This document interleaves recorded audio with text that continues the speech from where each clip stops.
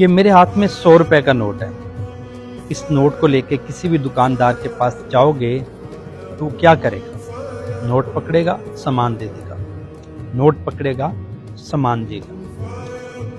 وہ یہ کبھی نہیں پوچھے گا کہ نوٹ کہاں سے آیا، حلال کا کمایا ہے یا حرام کا کمایا، چوری کیا ہے یا محنت سے کمایا. کبھی نہیں پوچھے گا، کیونکہ اس کو اس بات سے کوئی سروکار نہیں. وہ نوٹ پکڑے گا، سامان دے گا، بس.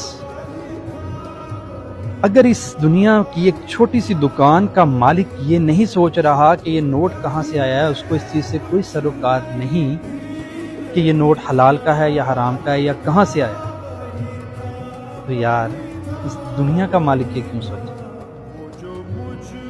کہ جب اس کے سامنے اس کا بندہ سر جھکائے گا تو اس دنیا کا مالک کیسے یہ سوچے گا کہ بندہ کہاں سے آئے گا، اس نے کون کون سے گناہ کیے، کیا اس کا گناہ قابل معافی ہے یا نہیں ہے.